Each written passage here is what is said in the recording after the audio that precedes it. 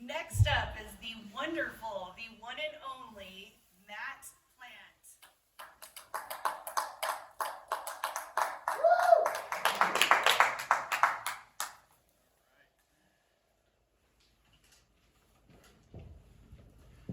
All right, let's get comfortable here. I'm sure I gotta do this. All right, guys, let's give a big round of applause again to Natalie and John LaPlante. Oh man, all right. So I gotta tell you guys, I've been doing comedy for a while now. However, the last show that we did was the first time that I had the opportunity to open. So I gotta give hands off to you guys because that shit is not easy. Seriously, like the crowd is not even warmed up yet. Nobody's even been drinking it. I mean, you guys are at home, so chances are you've probably been drinking since 5. But yeah, no, it's not easy. So hats off to you guys. My friends, they tell me all the time. They go, "Man, I can't believe you do stand-up comedy now. Like, don't you ever get nervous getting up there?" I go, "Yeah, you know, I do. I do." They go, "Yeah, like, what if you get up there and everybody laughs at you?" That's gonna be a pretty good night then, I guess. Yeah. Natalie, to your point, I am also very glad that the election is, over-ish. I'm glad the local election is over because we were so tired of getting those mailers as well. It got to the point where my boys would be watching TV and every time a Dan Sullivan commercial would come on, they would go, "Ah, Dan Sullivan!" And of course, me being the dad that I am, I went to go pick up my son's homework packet from school, and then on the way home also picked up the mail where I got a giant Dan Sullivan flyer, which I then slid a few pages back in my son's homework packet. Yeah. Got home, gave it to him. He goes, "Oh, thanks, Dad." He runs downstairs, and about 5 minutes later, I hear, "Ah, Dan Sullivan!"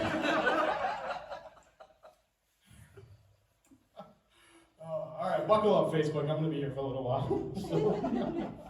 You know, the other thing I hear all the time is people go, "Oh, hey, you do stand-up comedy, kind of like Kevin James, like that guy from King of Queens." I go, yeah, guys, just like Kevin James, all right?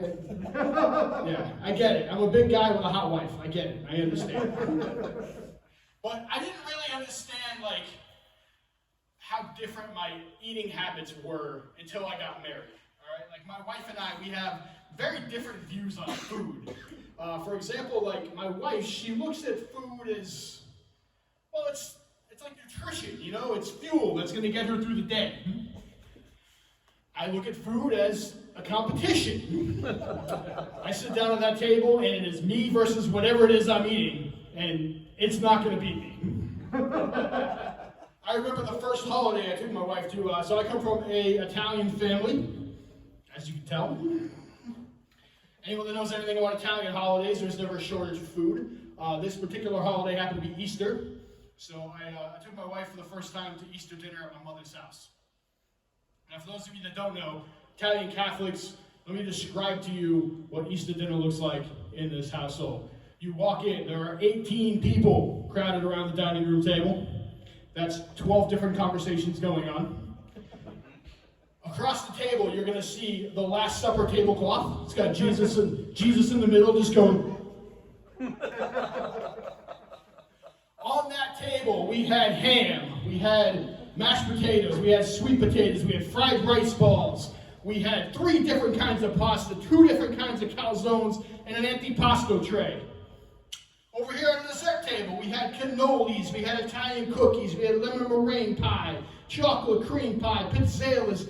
I'm looking at this spread, and I looked at my wife, I said, "Babe, what more could you possibly ask for?" She looks at me, she goes, "How about a vegetable?" Oh, you want a vegetable? We got eggplant parmesan over here. It's sliced thin, deep fried in an egg and breadcrumb, lots of gravy and cheese. It's delicious. Oh, man. So I actually just recently got married. My wife and I, thank you. Those of you at home, that's usually when people clap.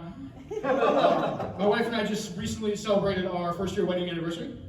And thank you, it's been fantastic. I married into a ready-made family. So we have 2 boys now that I will be adopting soon.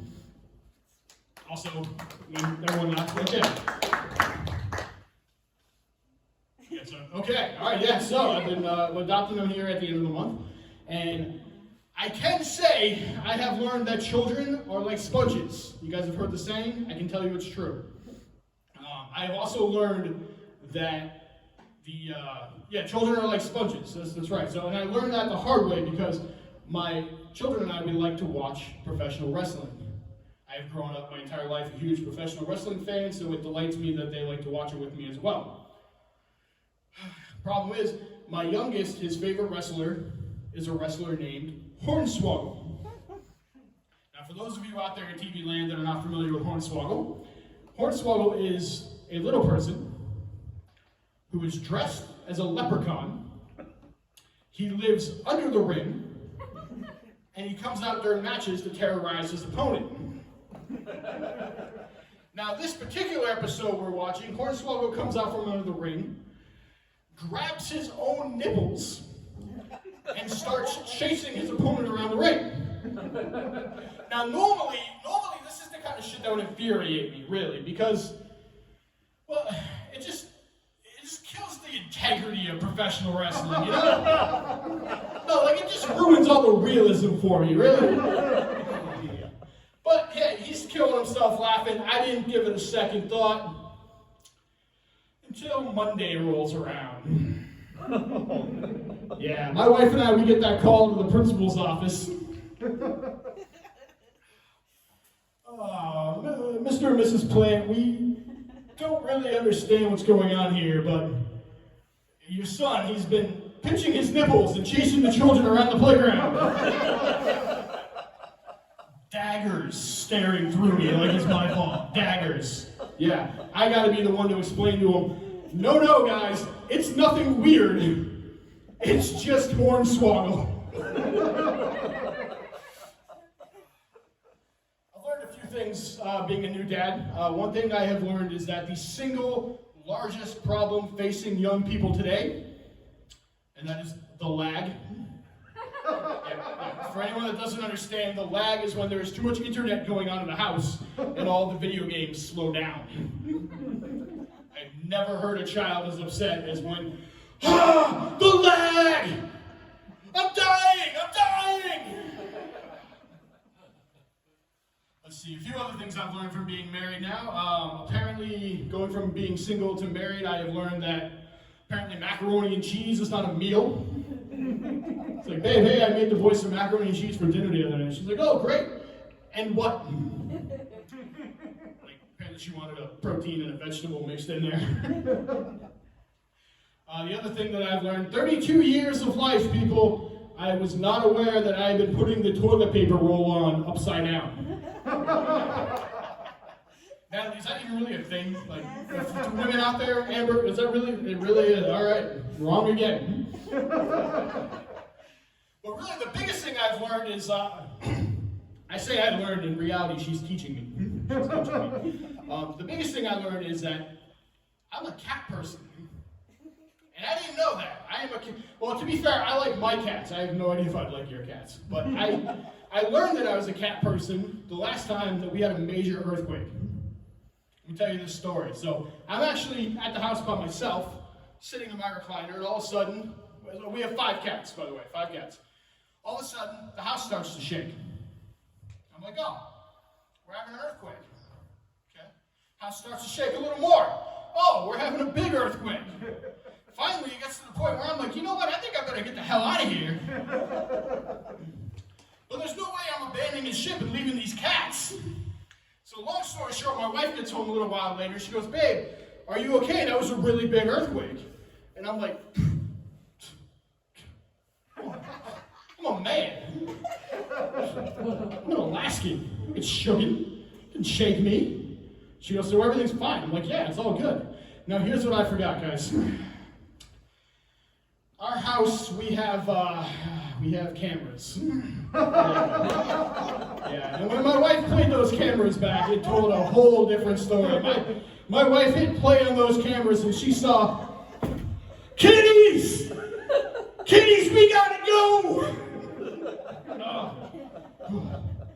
You ever try to catch 5 cats in an earthquake, guys? Come on. having fun tonight? Woo!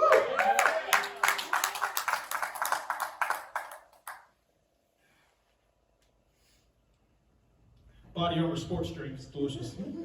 All right, guys. So anyone who knows me, they know that I got into stand-up comedy for one reason and one reason only. And that is, I grew up with a very loving, yet very overprotective mother. Now, I didn't really understand how overprotective and worrisome my mother was until the first time that I traveled by myself. I do, and I remember it too. I remember her and I being at the Anchorage airport. I was heading back east to see my family, and my mother is an absolute nervous wreck. And she's going, Matthew, honey, Matthew, please, just when you get to your seat, just stay in your seat, and when you get to your layover, just go straight to your gate, honey, please, and don't talk to anyone, and just please, if you have any problems, honey, please find a flight Matthew, why didn't you shave today? You're gonna see your grandmother later on. I was like 17 years old. I drove us to the airport that day. But the worst part is when I actually got to my layover. Got to my layover in Detroit. It's 6 o'clock in the morning. And you know what? I'm not gonna lie. I was a little arrogant, a little cocky. I'm like, first taste of freedom kind of thing. And like, oh man. I don't have to go right to my gate if I don't want to. Go get me something to eat. And then I hear it. Oh, Matthew, honey! I'm in Detroit, people. I don't know anyone in Detroit. I've never been to Detroit. There's no reason anyone should know me in Detroit. But then I hear it. Matthew! I turn around. There's a little old lady standing there. And she goes, oh, honey, it's okay. I met your mother in the Anchorage airport. She asked me to keep an eye on you. Come on, honey, your gate's this way. Walk of shame. I've been fortunate though. I have been. I've had the opportunity to travel quite a bit, mostly back to the East Coast to see my family. So we're from Boston originally, and I've been there so many times though that in my late 20s, early 20s, mid 20s, I started to bring friends back with me to kind of experience it through their eyes for the first time. Not gonna lie to you, it scared me a little bit. I brought my buddy Rick back with me one time. And Rick, I love the man to death, but he grew up his entire life in Homer, Alaska, in Halibut Cove. And now we're taking him to downtown Boston. It was a real concern. And I'm not gonna lie to you, what I was afraid of was that we were gonna get mugged. And this is how I saw that happening. I pictured us getting mugged on the subway, and the mugger being like, yo, give me all your stuff or I'm gonna shoot you with my .45. And Rick, being the Alaskan that he is, just being like, actually, that's not a .45. I can tell you a little bit about this particular piece if you like. And that would have been the end of us right there. But on this particular day, I decided I was going to take Rick down to the north end of Boston. It's the old Italian neighborhood. I was going to show him the old neighborhood, the old section. And we had a great time. Took him down, got some great pizza. And I decided I was going to call my mom. I said, hey, Mom, would you mind coming to pick us up? Rick and I are done. She goes, oh, yeah, your grandmother and I will be there in a half an hour. Okay. Hour and a half later, still not there. I'm getting worried. Finally, I see my mother's car pull up. My mother and my grandmother. All of a sudden, the back door of my grandmother's car opens up. And this guy gets out. This guy walks up, he goes, oh, hey, you must be Matthew. Hey, all right, it's nice to meet you. Starts walking away. Ladies, hey, take care. Starts walking away. I get in the car. I go, Mom, who the hell was that? She goes, oh, it's the funniest story. Your grandmother and I, it's been so long since we've been down here, we got lost. So we pulled over. There's all these guys sitting out in front of the club. We pulled over to get directions. Yeah. One of them goes, hey, Donnie, why don't you just hop in and take him there? So, like, Mrs. Don't Talk to Strangers opens the door and lets him in. I go, Mom, what are you doing? She goes, no, it's fine. He's Italian. I go, yeah, Mom, because, like, us Italians, we never did anything bad in Boston. Don't worry about it. She goes, no, you're overreacting. It was nice. They were all sitting out in front of the club. I go, what, like the Sopranos?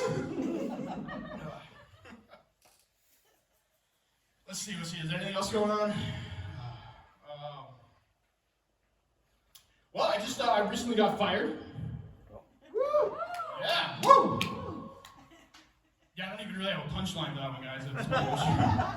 Let you guys know the views are much appreciated tonight. Thank you. We're gonna have a little collection plate going around here soon. Yeah, it was.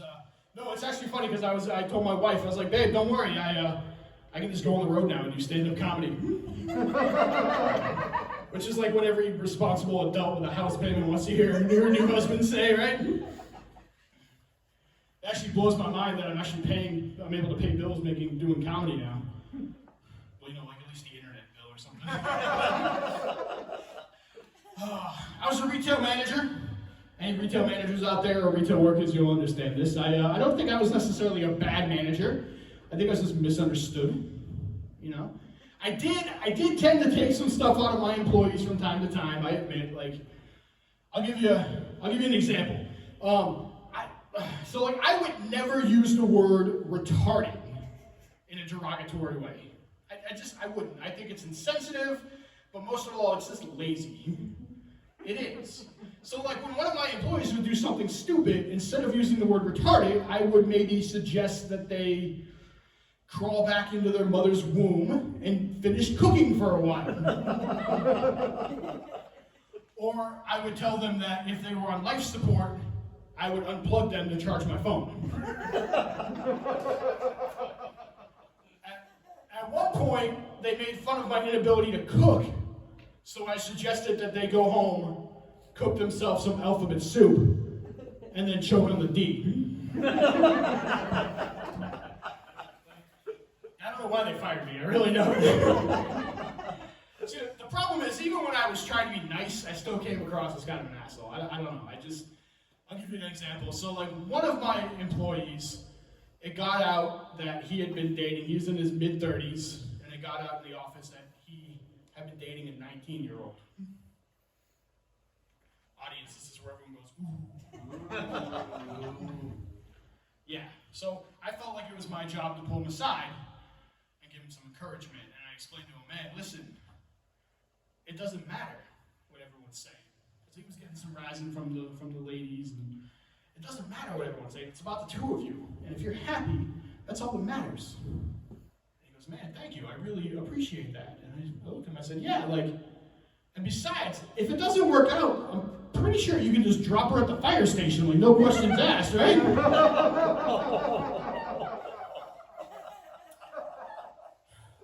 guys, that's what I got tonight. Once again, thank you, Kenai Peninsula College. Thank you to our wonderful viewing audience at home.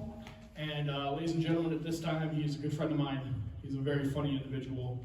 He's kind of my comedy mentor, Mr. Fred Koski.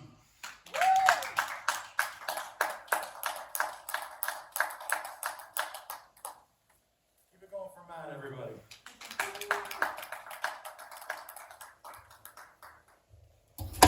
All right. KPC Comedy Showcase 2020 on Friday 13th.